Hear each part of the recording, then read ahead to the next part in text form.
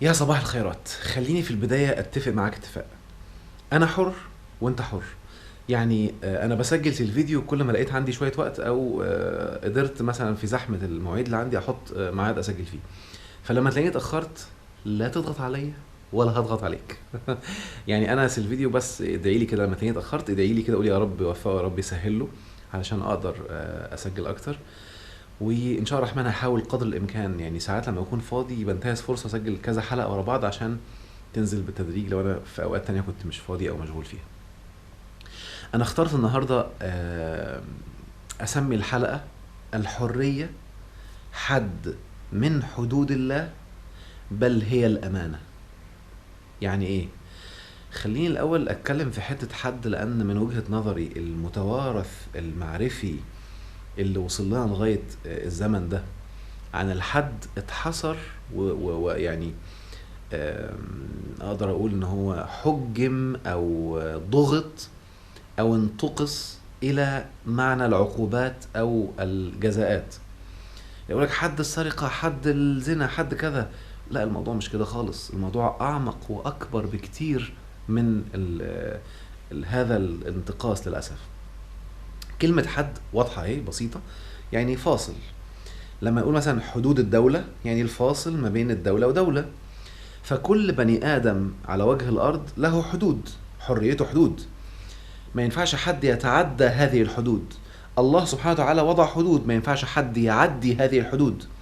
يعني لما ربنا سبحانه وتعالى شرح الحدود في القرآن، وكان جاب كذا، الله سبحانه وتعالى أنزل كذا مثال يعني. فمثلا المواريث، لو واحدة ماتت وما لهاش أولاد كذا، ولو ابن أو أب كذا كذا، وفي الآخر آخر الآيات في المواريث: وتلك حدود الله فلا تعتدوها. معايا؟ وربنا قال في آية تانية: تلك حدود الله ومن يطع الله ورسوله يدخله جنات تجري من تحتها الأنهار وذلك الفوز العظيم. وخلي بالك وخلي بالك وخلي بالك، أنا عندي وجهة نظر بتقول إن كل كلمة جنة أو نار في القرآن الكريم ليها معنى في الدنيا ومعنى في الآخرة، إلا لو الآية واضحة بتتكلم عن الآخرة مباشرة. لكن لو كلمة جنة: يدخله جنات أولئك في جنات مكرمون، بس والآية ثابتة كده من أو واقفة كده مفيش تفاصيل، يبقى جنات الدنيا، ولما يوصل للآخرة إن شاء الله الرحمن جنات الآخرة.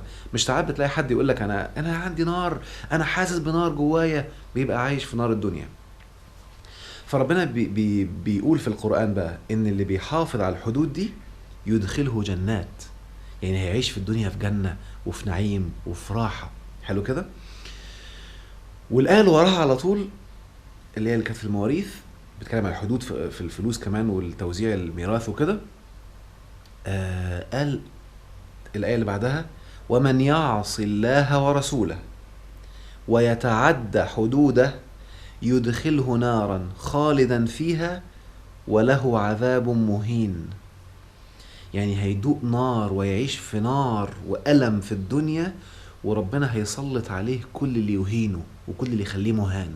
فانتبه، ده المعنى الدنيوي. المعنى الأخروي بقى الإهانة والعذاب مختلف وأكبر بكتير. ليه بقول الكلام ده بقى؟ لأن، وركز قوي في الكلمة دي، الفرق أصلا ما بين الإنسان وكل المخلوقات في الكون هو الحرية. فده أعظم حد من حدود الله، وأنا آسف إني بقولها بشدة وبقوة. ده أعظم حد من حدود الله، اللي بيقرب منه بيقسمه الله. كل قوانين الله في الكون هتشتغل ضد اللي بيتعدى هذا الحد، لأن المخلوقات كلها بتعبد الله إجبارا لا تخييرا. يعني الإنسان الوحيد هو اللي ربنا وجد، يعني مالي بلخبط كده. الإنسان الوحيد هو اللي الله سبحانه وتعالى وضع له أو جعل أو سمح له بالخيار، وهي دي الأمانة. إنا عرضنا الأمانة على السماوات والأرض والجبال فأبين أن يحملنها وأشفقن منها وحملها الإنسان. شوفوا آخر الآيات: إنه كان ظلوما جهولا. ظلوما لأنه هيظلم وهيتعدى الحدود بجهل لانه ما درسش وما فهمش، بيتبع آراء سابقين من غير ما يفكر، جهولا ظلوما جهولا. فانتبه كده، شوف برضو عشان آيات القرآن بتكمل بعضها أصلا. ومن يتعدى حدود الله فقد ظلم نفسه، لأنه هيودي نفسه في داهية. اللي بيتعدى الحدود دي ظلم نفسه. فاكرين الآيات اللي ربنا قال هيجي 11 آية في القرآن، وما ظلمهم الله ولكن كانوا أنفسهم يظلمون، وما ظلمناهم ولكن كانوا أنفسهم يظلمون. انت بتعمل حاجات بتظلم نفسك، لما تتعدى الحد ده يقوم كل قوانين الله تعمل ضدك، وانت مش فاهم ايه اللي بيحصل، مش مدرك ايه اللي عمال يحصل، وتظن انك تحسن صنعا. برضو في آية تانية، ومن يتعدى حدود الله فأولئك هم الظالمون. وطبعا لو فتحت المصحف وبدأت تقرأ عقوبات الظالمين في القرآن أو جزاءاتهم اللي تقع عليهم في الدنيا، هتدرك ان لو انت بتظلم او بتتعدى الحد ده، هتلاقي كل الآيات بتنطبق عليك.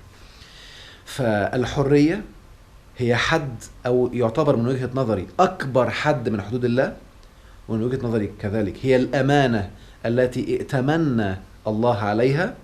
وبالتالي الله سبحانه وتعالى هو الواحد الذي له الحق في أن يسلب هذه الحرية من عدمها. ولا يمكن مخلوق، بل لا يتجرأ مخلوق أن يسلب هذه الحرية من إنسان.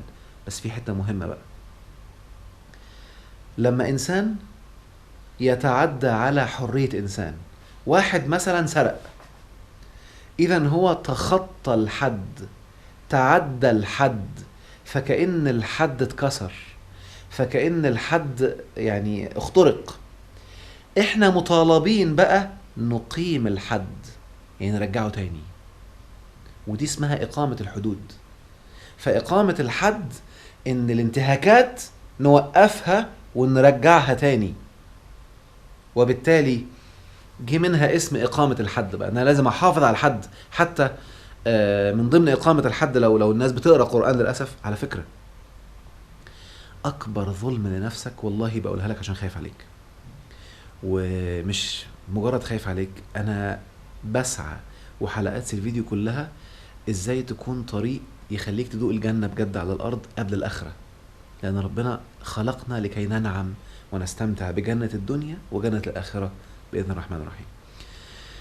فعيب إن أنت تكون قاعد دلوقتي بتسمع لغاية النهاردة، بتسمع الدين من بشر، بتسمع بس، وبالتالي أصبحت حياتك وكل مستقبلك مرهون بوعي الشخص اللي انت بتسمع منه. لو هو وعيه إيجابي، وعيه جميل، تبقى حياتك جنة.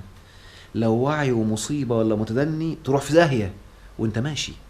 وما أكثر اللي بيطلعوا في الإعلام وعيهم متدني وبيضلوا ناس بصورة لا تتخيلها. خلي بالك، قد أكون أنا وعي متدني وأضلك. طب الحل إيه؟ ربنا قال لك اقرأ، أمر قرآني ما بنعملوش. ربنا قال لك تدبر، ربنا قال لك تبين، ربنا قال لك تفكر. اللي بيعمل الأوامر العقلية دي مهمة جدا دينية، اللي بيعملها هيحمي نفسه من ان حد يعرف يضله، وبالتالي مش هيخاف، لانه هيسمع من ده وهيسمع من ده وهيسمع من ده، ويشوف 4 5 10 اشخاص بيقولوا آراء، وبيتفكر ويتدبر ويتبين. يقوم طالما عملت اللي ربنا قالك عليه، هيهديك فورا للطريق الصح اللي يخلي حياتك جنة ونعيم. يعني عيب مثلا تكون من يوم ما اتولدت لغاية النهاردة تظن ان كلمة كبد في القرآن معناها مشقة وتعب، لان برمج عليها بعض الناس. طيب، شرحتها في حاجات كتير قبل كده. يبقى الحرية حد من حدود الله، لا يصح لإنسان أن يتعداه أو يتخطاه. ولو إنسان تعداه أو تخطاه، زي ما ربك قال، فقد ظلم نفسه، وبالتالي هيظلم جدا جدا جدا. ما تبقاش مستغرب بقى، أنا بتظلم إزاي؟ هو أنا عملت إيه؟ اعرف دلوقتي، فاشكر ربنا أنك عرفت المعلومة دي، ابدأ غيرها علشان حياتك تتغير. يعني الله وضع قدامك الطريق ده او الفيديو ده عشان تشوفه، فانتهز الفرصة وابدأ ظبط حياتك. 2 من الظالمين زي ما ربنا سماهم اللي بيتعدوا الحدود، عشان كده لو لاحظتوا هتلاقي الله سبحانه وتعالى لحفظ الحدود، برضو عشان نشرح الحدود معلش، ربنا اتكلم في الحدود تاني. لو زوج وزوجة متخانقين واتطلقوا، ربنا بيقول فإن خفتم أن لا يقيما حدود الله، لو انت خفت او الناس خافت ان هم مش هيعرفوا يقيموا حدود الله، يعني هيولعوا في بعض بقى، كل واحد فيهم يهين التاني، يشتم التاني، يجبر التاني، هيهد الحدود، يبقى في كلام تاني. وربنا بيقول بقى إن ظن أن يقيم حدود الله، أو يقيم الحد أهو، يعني بيقول الزوج والزوجة لو انتوا تظنوا ان انتوا هتقيموا الحد، اتجوزوا، ارجعوا لبعض، يبقى الحد مش عقوبة. وبالتالي إذا الزوج والزوجة ظنوا ان هم هيقيموا الحد، يعني هيرفعوا الحدود بينهم، وبالتالي مفيش حد يخترق حد التاني، بيحافظوا على بعض، على كرامة بعض، على حرية بعض، ارجعوا. تخترق هذه الحدود؟ لا.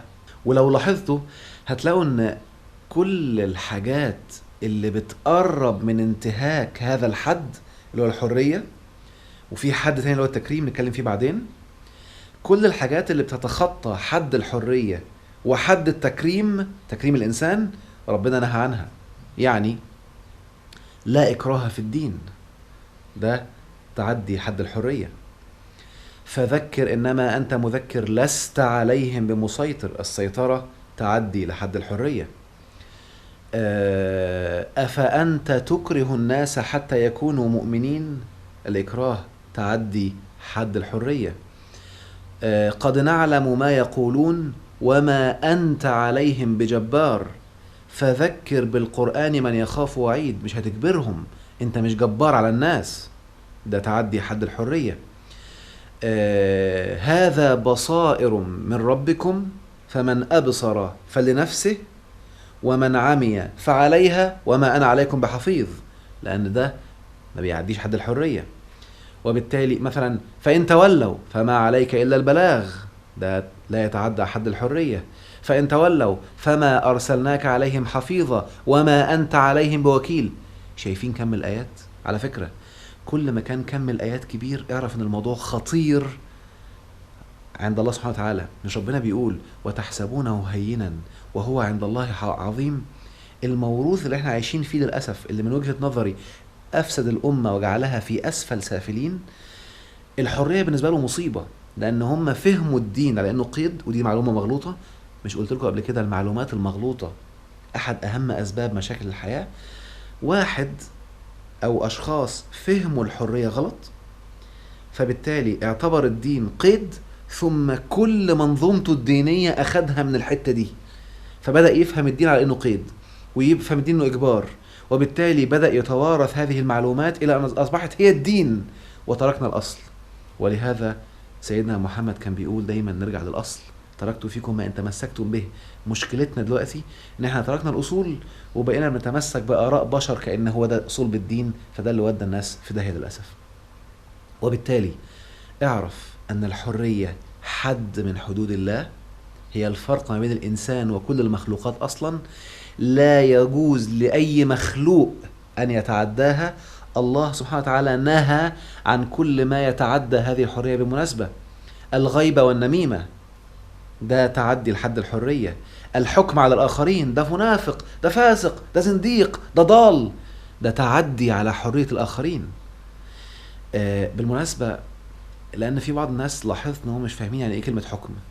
لما حد يقول اللي بيخلف الوعد يبقى منافق، انتبهوا ممن يخلف الوعد لأنه منافق، هو كده بينبهك بيحذرك، حلو كده. لكن لما حد يقول يوسف ده منافق، إبراهيم ده منافق، معايا الأخ اللي بيطلع وانتوا عارفين هو مين بقى، اللي بيعمل كذا وكذا وكذا ده منافق، ويبدأ يوصف لك هو مين، إذن هو حكم عليه، ده اسمه حكم. الحكم تعدي للحرية، تعدي لحدود الله، ده ظلم. فاللي بيقعدوا عشان كده بصوا حواليكم هتلاقوا اللي بيقعدوا يظلموا في الناس، ده فاسق، ده منافق، ده كذا، يقوم ربنا يسلط عليهم اللي يظلمهم ويقهرهم ويمنعهم ويوقف له شغله ويوقف له حياته، انه ظالم دلوقتي ومش واخد باله، مسكين، والله والله مسكين، لانه لم يفهم الدين ولم يقرأ، وانما تلقى الدين بالتلقين مش بالقراءة والتبين والتفكر. فإذا أردت أن تنعم بجنة الدنيا لا تتعدى حد الحرية، لأنه حد من حدود الله، ومن يتعدى حدود الله أديك شفت اللي هيحصل له. الله هو اللي هيتصرف ساعتها وقتي في الدنيا قبل الآخرة. فما بالك بقى بمن يتعدى حدود الله وبياخد الدين حجة، يعني بيكفر بالله، هتبقى حياته عاملة ازاي؟ ربنا يا رب يخلي كل حياتكم جنة. الحلقات الجاية هفصل أكتر بقى في موضوع الحرية أو الحد التكريم، وبعدين الحرية والأمر بالمعروف والنهي عن المنكر، وبعد كده هناخد أسئلة إن شاء الله الرحمن عشان هجاوب على أكثر أو الأسئلة اللي شايف إنها أكثر أهمية وتفيد أكبر عدد ممكن من الناس. أشوفكم على خير. أحمد أنور.